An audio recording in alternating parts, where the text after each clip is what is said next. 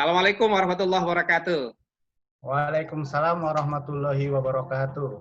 Alhamdulillahirabbil alamin, assalatu wassalamu ala asyrafil anbiya'i wal mursalin wa ala alihi wa ashabihi ajmain, amma ba'du. Apa kabar semua sahabat Sendra dimanapun sahabat berada? Semoga sehat dan sukses selalu ya bersama keluarga. Nah, ketemu kembali bersama Sendra di acara ngobrol bareng tokoh. Nah, kadang-kadang kita ngobrol bareng tokoh ekonomi syariah, kadang-kadang kita ngobrol bareng ilmuwan muslim, kadang-kadang kita juga ngobrol bareng sosok inspiratif muslim lainnya di banyak negara. Nah, kali ini spesial nih untuk sahabat sekalian. Kita akan ngobrol dengan sosok keluarga muslim atau keluarga ilmuwan muslim di luar negeri. Nah, kira-kira di mana ya, Sendra? Nah, kali ini kita akan ajak, Sendra akan ajak sahabat-sahabat ngobrol dengan keluarga ilmuwan muslim di jauh nih. Di mana ya? Di Arizona, Amerika Serikat. Wah, nah luar biasa ini. Yaitu Arizona ini merupakan negara bagian di wilayah barat daya Amerika Serikat. Nah, ibu kotanya adalah Phoenix ya. Jadi ini luar biasa. Dulu merupakan bagian daripada Meksiko, kemudian karena kalah perang, kemudian diserahkan kepada Amerika Serikat. Wah. Nah, sahabat sekalian dimanapun sahabat berada, nah jarak Jakarta Arizona itu sekitar 15.030 kilometer. Wah, jauh Ustaz. Nah, menurut informasi pesawat sekitar 24 jam sampai 30 jam. Wow, jauh banget ya. Nah, waktu Jakarta itu lebih cepat, sekitar 14 jam daripada Phoenix atau Arizona ini. Waduh, luar biasa. Kalau hari ini hari Sabtu, nah berarti di Phoenix atau di Arizona merupakan Jumat malam Sabtu. Nah, sahabat-sahabat nggak sabaran kan? Siapa sih Ustadz keluarga ilmuwan muslim ini Ustadz? Nah, keluarganya Ustadz Manarul Huda, SIP. Nah, beliau merupakan santri alumni Pondok Pesantren Wali Songo Ngabar Ponorogo ke-30 tahun 1996. Nah, beliau ini merupakan keluarga besarnya santri Ngabar ini, ya. Beliau merupakan putranya Ustadz almarhum Ustadz Hasan, wah gurunya Ustadz Hendra di Ngabar. Wah, sahabat-sahabat luar biasa ya. Nah, lihat wajah beliau sudah mirip Ustadz Hasan, kalau ingat nih, luar biasa nih ya. Nah, bersama istri beliau, Ibu Neti Herawati, SIP, MSI. Beliau merupakan kandidat doktor di Political Science di Arizona State University. Wah, calon dokter muda ini luar biasa. Nah, beliau ini dari Kalimantan ya kalau tidak salah saya ya. Jadi ini luar biasa. Nah, Ustadz Manarul dari Ponorogo, Ibu Neti Herawati adalah dari Kalimantan. Nah, kita akan sapa ya, yang jauh di ujung Zoom yang di Arizona, Amerika Serikat. Assalamualaikum Ustadz Manarul Huda. Waalaikumsalam Ustadz Hendra. Kabar baik, alhamdulillah. Waduh, jarak kita ini jauh ya. Ya, luar biasa jauhnya jaraknya. Kalau ditempuh pakai pesawat berapa jam kira-kira? Kemarin via Australia 30 jam. Cuman 30 kalau, jam. Waduh, ya, kalau, luar biasa ya. Artinya sudah berada di. Nah, sekarang nih saya di Jakarta ini jam 11 pagi ya. Jam 11 lewat 10 pagi. Kalau di Arizona jam berapa nih? Jam 9, 10 malam. Jumat Wah, malam. tuh bayangin kan kira-kira kalau di kita jam 10 malam sudah tertidur ini. Jadi kita mengaku tidurnya, tapi mudah-mudahan insya Allah ini berbagi ilmu tambah semangat insya Allah. Kalau cuaca nih musim apa? Lagi musim apa nih sekarang di Arizona ini? Ini lagi musim summer, Ustaz. Jadi sangat panas sekali di sini. Berapa derajat? Kalau boleh tahu berapa derajat Celcius sekarang nih di Arizona? Sekarang 40-an, cuman biasanya sampai 46 derajat Celcius.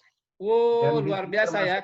Kalau kemarin saya ngobrol dengan Selandia Baru itu lagi musim dingin salju ya karena 4 derajat Celcius. Wah, ini kebalikannya ya di Arizona 40 derajat Celcius. Wah, waduh. Kalau kemarin pakai jaket jadi meeting Zoom-nya. Kalau hari ini saya paham bagaimana cuaca di Arizona. Baik. Jaraknya jauh juga ya waktu Indonesia dengan Arizona ini ya. Artinya hampir 14 jam ya jarak artinya lebih dahuluan kami di Jakarta dibandingkan Arizona. Kalau sekarang kalau boleh tahu, sekarang kan Ustaz Hendra di Jakarta ini di hari Sabtu nih jam 11 pagi. Kalau di Arizona jam berapa ini? Di hari apa nih? Hari Jumat malam Sabtu jam 9 lebih 10 menit. Waduh, artinya lebih cepat kami di Jakarta ya. Ya, lebih cepat. Baik, Ustadz Manarul dan Ibu Neti. Nah, apa kira-kira kegiatan yang sedang ditekuni atau dilakukan saat ini di luar negeri? Pertama Ustadz Manarul ini apa nih kira-kira? Nah, Bismillahirrahmanirrahim. Rabbi sholli sadri wa yassir milisani apa qouli. Ya, jadi saya sebagai suami di sini menemani istri. Kalau kegiatan aktivitas saat ini menemani istri yang lagi studi sama anak-anak. Bener anak saya yang pertama juga sekolah. Oh gitu ya.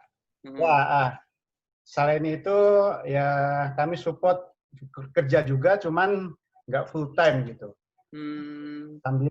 Masih bisa bekerja ya, artinya di tengah kesibukan memastikan anak-anak sekolah, kemudian memastikan istri harus bisa menyelesaikan S3 tepat waktu, tapi kemudian ya semangat juga ikhtiar bekerja juga part time di sana. Luar biasa kan? Ya masalahnya di sini untuk beasiswa hanya dikenakan untuk istri, jadi untuk saya dan 2 anak saya harus saya support gitu, mau nggak mau ya harus kerja. Waduh, luar biasa semangat santri ngabarnya luar biasa ya, semangat bekerja, pokoknya di mana saja pokoknya bisa hidup, kemudian bekerja, kemudian tetap sukses kira-kira, luar biasa. Alhamdulillah. Kalau Ibu Neti Herawati, apa nih kegiatan sekarang nih di Arizona nih? Ya kalau di sistem pendidikan di Amerika Serikat itu untuk mahasiswa PhD itu harus mengambil 2 tahun courses. Jadi selama 2 tahun ini kita fokus mengambil beberapa mata kuliah yang ditawarkan oleh kampus sesuai dengan bidang ilmu kita. Jadi selama 4 semester ini nanti saya sudah setahun ya saya lewat itu saya sudah mengambil courses 6 courses. 1 tahun lagi 6 courses. Jadi 12 totalnya. Nah, nanti di penghujung tahun kedua kita akan ada yang namanya ujian kompre. Nah, ujian kompre ini adalah ujian untuk semua courses yang kita ingin ambil. Nah, ini yang susah. Biasanya harus membaca minimal 100 jurnal artikel. Wah, 100 jurnal ya. Beberapa buku yang kemudian akan diujiankan selama 2 hari. Jadi tesnya tertulis 2 hari dengan 3 pertanyaan. Jadi ya untuk fokus sekarang ini ya saya fokusnya untuk kuliah dulu. Nah nanti setelah selesai ujian kompre dan dinyatakan lulus, baru kita dinyatakan bisa melanjutkan studi untuk disertasi. Di Amerika Serikat secara umum seperti itu. Insya Allah saya doakan dari Jakarta mudah-mudahan lancar, mudah-mudahan cepat selesai S3-nya, lanjut profesor muda Indonesia insya Allah. Waduh luar biasa. Ya barokah gitu Pak Ustadz. Amin, amin, amin insya Allah. Nah, kapan mulai tertarik belajar di Amerika ini atau di Arizona ini?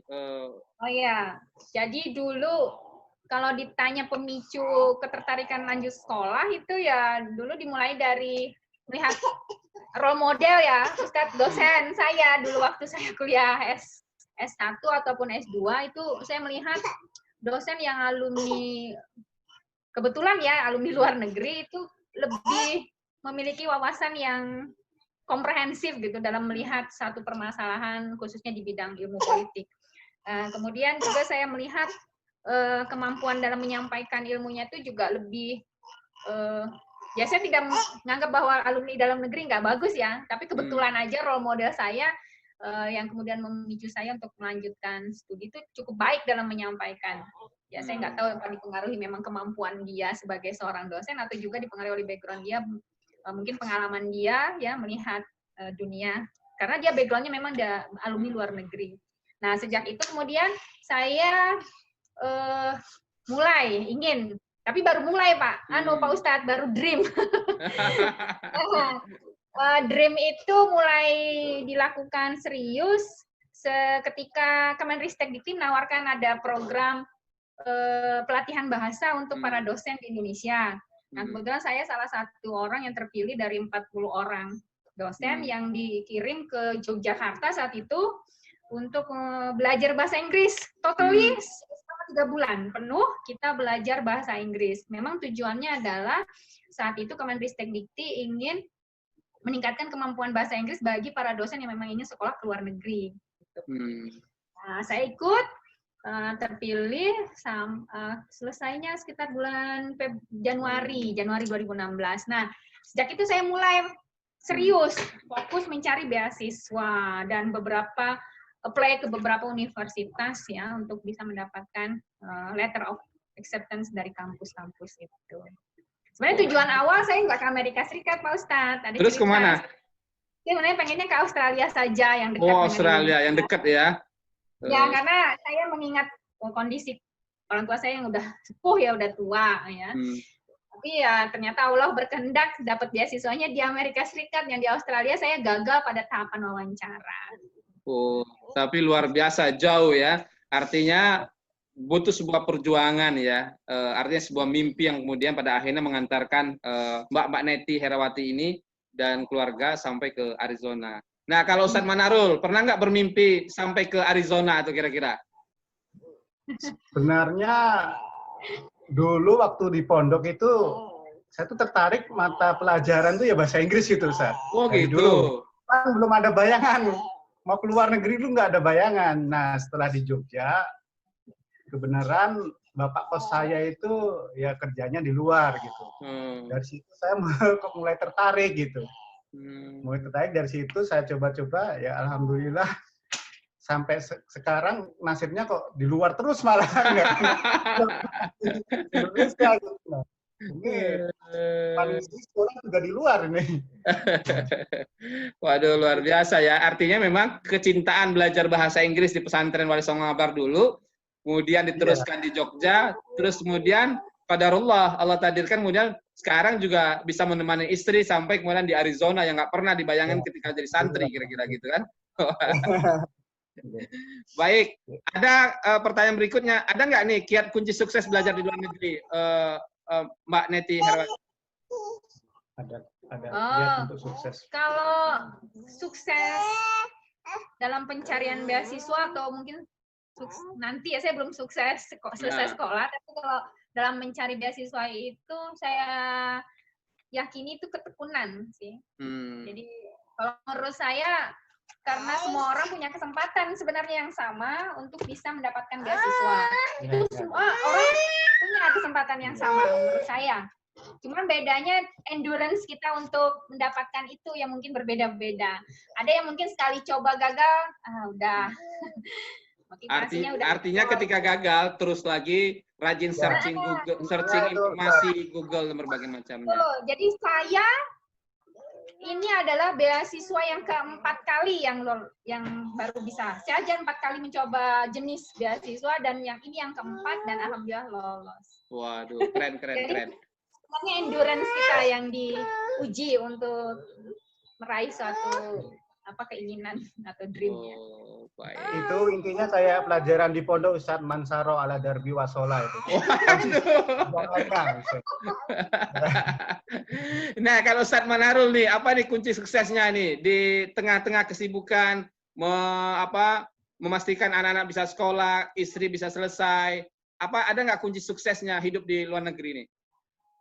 Sebenarnya kalau untuk kunci sukses apa Ustaz ya? Saya cuma meyakini suatu kata itu kalau ingat di pondok itu barang siapa yang melakukan pekerjaan lebih baik daripada hari ini akan beruntung. Kalau sama aja dengan hari kemarin itu sama aja udah merugi Ustaz, apalagi yang nggak sama. Terlaknat. Intinya dalam suatu fokus tertentu kita harus benar-benar punya target yang harus dicapai gitu kalau menurut saya. Itu pula kemudian membuat Ustadz Manarul hari ini semangat bekerja meskipun itu dan berbagai macamnya untuk kemudian semangat terus, kira-kira demikian ya Ya, benar Ustaz. Baik, apa pesan Ibu Neti ini atau Mbak Neti Herawati buat generasi milenial Indonesia yang akan belajar di luar negeri? Ya, kalau pesannya bagi generasi muda ya, khususnya generasi milenial. Ketekunan itu pasti utama ya. Jadi kalau udah punya dreams, itu nggak hanya sekedar dream aja tuh, tapi harus work for it, ya, work for your dream. Artinya tidak harus tekun. Tekun itu tidak hanya tekun dalam mencari peluang, ya. Jadi peluang beasiswa dicoba semua, apapun itu. Karena sekarang banyak sekali pemerintah-pemerintah negara-negara maju ya memberikan beasiswa untuk para generasi muda yang ada di negara-negara berkembang, termasuk Indonesia ya. Jadi seperti Jepang, Jerman, Australia, New Zealand, bahkan Amerika Serikat juga, termasuk saya ini Fulbright itu banyak sekali ya peluang itu. Nah, membaca peluang itu juga ya, terus membaca peluang, terus yang paling utama juga menggali potensi diri, karena dalam setiap beasiswa itu biasanya ditanyakan sebenarnya passionnya ada di mana. Nah, kalau kita nggak punya passion, kita nggak tahu apa kemampuan kita akan susah untuk memproyeksi ke depannya kita mau jadi apa. Nah, dalam pencarian beasiswa itu harus terrefleksi dengan baik, link antara background kita dengan apa yang sekarang sedang kita kerjakan, dan apa sih proyeksi ke depan yang mau akan dilakukan dengan beasiswa tersebut. Jadi kalau sudah fokus pada proses pencarian beasiswa itu, maka akan dengan sendirinya akan terlink itu ya, background, terus apa yang sedang kita lakukan sekarang dan proyeksi ke depan. Nah, kalau bisa juga harus digali manfaat proyeksi ke depan itu dengan asal mula kita. Misalnya saya di Banjarmasin ya, saya ingin meningkatkan kualitas keilmuan yang ada di Banjarmasin misalnya. Nah, terus yang terakhir tentu saja berdoa, minta dukungan dari orang tua jika masih ada, itu utama. Kalau tanpa bantuan doa orang tua, saya tidak yakin bisa sampai di sini juga. Artinya tetap kekuatan doa keluarga, suami, orang tua ya, atau istri. Ya. Jadi itu Masya Allah ya, jadi luar biasa ya. Jadi kekuatan doa itu yang membuat kita kemudian sukses dan bisa belajar, bahkan bisa bertahan hidup di negara orang ya, kira-kira yang jauh dari keluarga. Kalau terjadi apa-apa jauh sekali dari keluarga dan berbagai macamnya kira-kira. Ya. Kalau Ustadz Manarul apa nih pesannya untuk generasi milenial Indonesia? Kan generasi milenial ini generasi yang berubah ya, dari suka membaca menjadi generasi yang suka nonton video. Nah, apa nih pesannya nih? Ya, pesannya nggak jauh beda dengan istri saya, selalu semangat, gali potensi, konsisten, rasa keingintahuan, curiosity. Setiap orang kan berbeda, harus terus digali itu. Pasti insya Allah mansaro ala darbi wasola. Siapa orang yang punya keinginan tapi tetap di jalannya, insya Allah pasti akan tercapai. Itu aja Ustaz. Waduh, keren, luar biasa ya. Jadi Masya Allah luar biasa pesannya untuk kita semua, terutama anak-anak generasi milenial Indonesia. Nah, Ustadz Manarul, ada nggak kira-kira media sosial ya yang bisa diikuti dari Ustadz Manarul nih, yang mendekatkan ke masyarakat Indonesia? Media sosial, coba istri saya mungkin kalau karena Mbak Neti apa kira-kira ada buku nggak Mbak Neti ini yang bisa dibaca oleh masyarakat Indonesia? Kalau tulisan-tulisan yang menginspirasi ya para pencari beasiswa itu banyak sebenarnya. Tapi yang dulu sempat memotivasi saya itu tulisan dari Made Arsana. Dia alumni S3 UGM, S3 Australia. Jadi S2 S3-nya di Australia. Nah, tulisan dia itu sangat mudah atau ringan dibaca, terus juga memotivasi. Jadi saya ketika itu kebetulan dikasih tahu teman juga. Coba aja buka linknya Made Arsana. Nah, kalau untuk belajar motivasi untuk belajar itu saya nggak punya role model sih sebenarnya. Kalau buku karyanya Mbak Neti yang pernah dibuat? Ada nggak misah masyarakat? Oh iya, saya punya buku, tapi buku itu sangat spesifik bicara tentang kondisi pemerintahan desa. Jadi karena saya mengajar di ilmu pemerintahan, stressing saya dulu pada saat itu jadi beasiswa itu adalah hasil support dari dana riset Kemenristek Dikti. Jadi saat itu saya dapat dana untuk melakukan riset, dan saya melakukan riset itu dengan memperbandingkan beberapa kapasitas desa di 5 desa di Kalimantan Selatan. Nah, jadi sangat spesifik buku itu. Nah, kalau media sosial, kalau Facebooknya apa nih? Facebook. Oh, Facebook saya. Ya. Nama saya saja dicari. Apa itu namanya? Nah, boleh masyarakat follow kira-kira? Namanya apa? Neti Herawati gitu. Neti Herawati. Kalau Ustadz Manarul, apa nih Facebooknya? Nah, nama saya Ustadz Manarul Huda. Manarul Huda. Kalau Instagram punya nggak nih Mbak Neti? Instagram punya, cuman nggak aktif, nggak pernah aktif. Saya kurang begitu aktif juga, tapi ada sih Neti 1977 kalau saya. Oh, Neti 1977. Nah, sahabat-sahabat silakan follow. Ustadz Manarul punya Instagram? Sama, Manarul Huda juga kalau nggak saya. Manarul Huda juga. Jarang buka Ustadz. Tapi aktifnya di Facebook. Facebook. Kalau YouTube nih, kan biasanya kalau kita tinggal di luar negeri, biasanya suka memposting kebiasaan masyarakat di sebuah negara, termasuk di Arizona ini. Bahkan Arizona ini ada satu sangat terkenal ya, seperti Gunung San Francisco ya, kemudian juga ada yang satu lagi namanya Grand Canyon. Ya, Grand Canyon ya. Jadi ini luar biasa ya. YouTube nggak ada nih YouTube-nya. YouTube nggak ada. Belum, masih sibuk musisi kecil.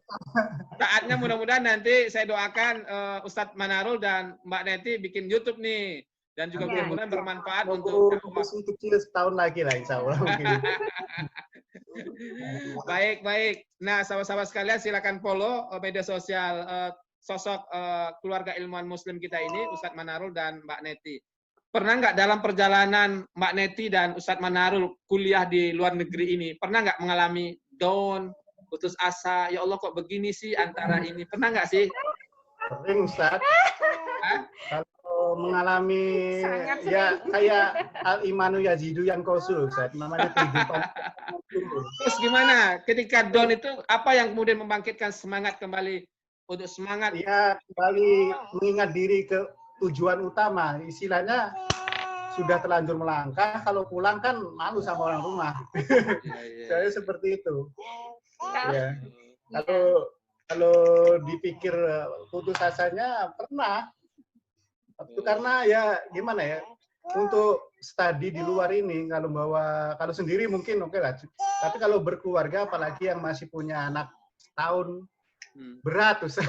Tantangannya besar ya. Nah, gimana Mbak Neti, apa nih Mbak Neti yang kuliah terutama ini nih motivasinya untuk bangkit? Nggak dibantu suami, punya anak baby, saya mungkin menyerah, Pak Ustaz.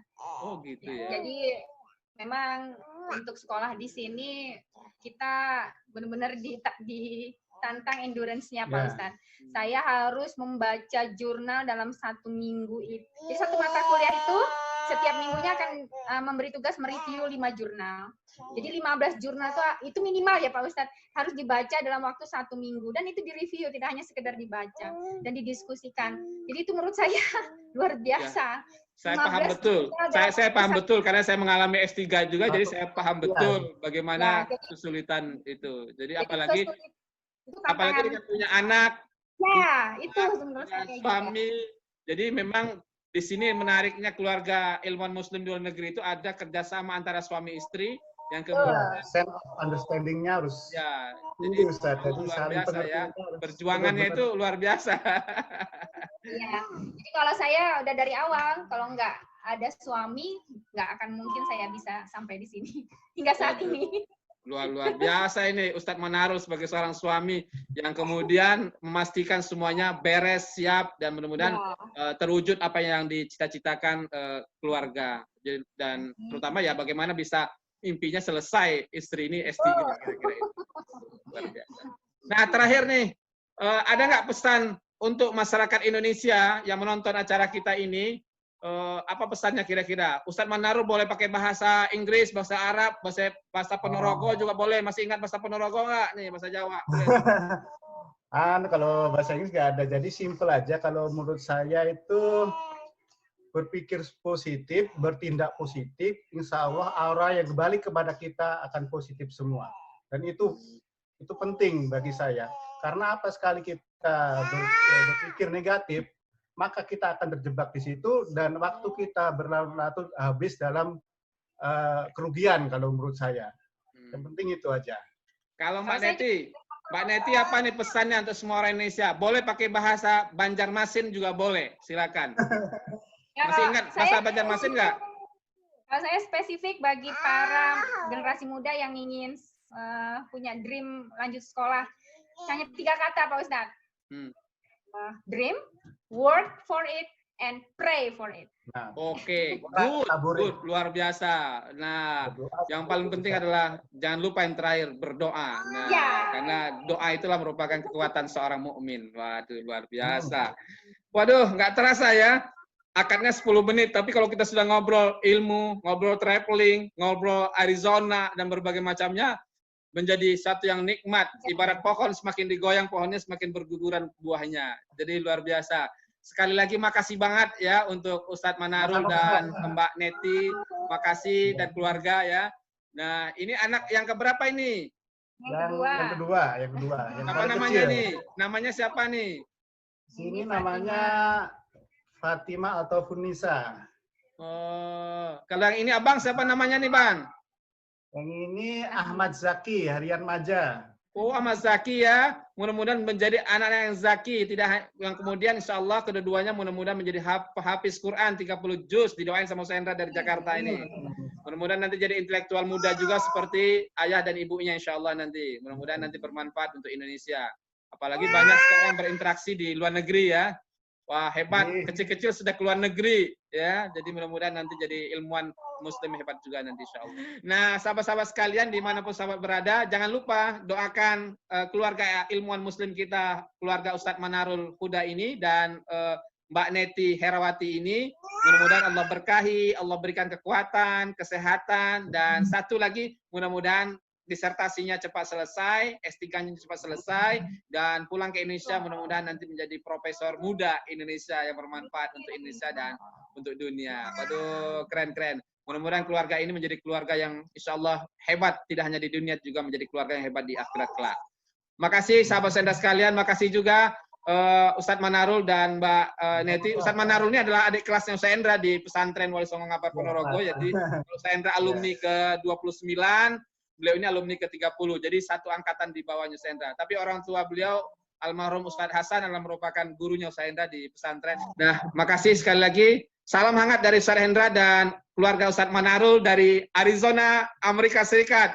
Barakallah, salam traveling, salam jalan-jalan, salam pendidikan, sehat dan sukses selalu. Assalamualaikum warahmatullahi wabarakatuh. Terima kasih.